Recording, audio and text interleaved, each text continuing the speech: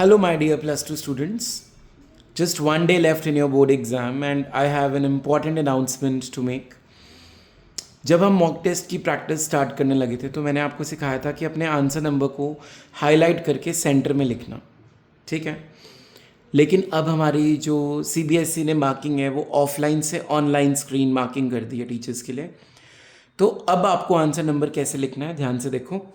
अब आपको answer number हमेशा अपनी आंसर शीट के मार्जिन से लेफ्ट साइड, सपोज ये आपका मार्जिन है, तो यहां पे आपको अपना आंसर नंबर या सॉल्यूशन प्रॉपरली विजिबल दिखाना है ऐसे, ठीक है बच्चों, ताकि जो सॉफ्टवेयर है जो चेक कर रहा है वो इजीली आपके आंसर नंबर 24 को रिकॉग्नाइज करके यहीं पे मार्क्स दे दे, ठीक है।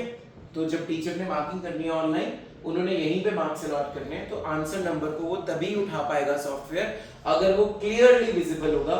It should be readable enough, ठीक है। Second tip of the day, मान लो हमारे पेपर में 34 क्वेश्चंस हैं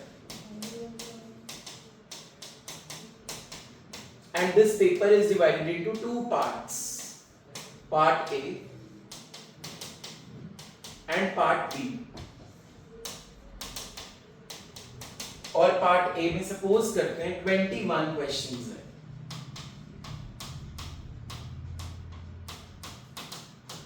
तो अगर आपने पहले पार्ट ए स्टार्ट कर दिया, तो पूरा का पूरा part A should be completed.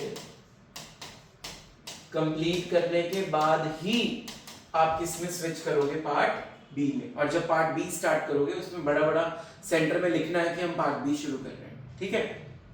अगर आपने पेपर उल्टा स्टार्ट किया तो पहले पार्ट बी पूरा कंप्लीट करके फिर आप स्विच करोगे part A. This is applicable in every exam. Answer number should be written on the margin side, not in the center now, so that teachers who are evaluating your exam online screen marking जो कर रहे हैं उनको कोई भी दिक्कत ना आए, आपके मार्क्स इससे बढ़ेंगे, कम नहीं होंगे, ठीक है। Wishing you all the best, do well and check the word limits जिसमें पूछी गई हैं। उससे ज़्यादा लंबे लंबे आंसर्स मत लिखना। वर्ड लिमिट को आप मैक्सिमम से मैक्सिमम 20 क्रॉस कर सकते हो, दैट्स इट।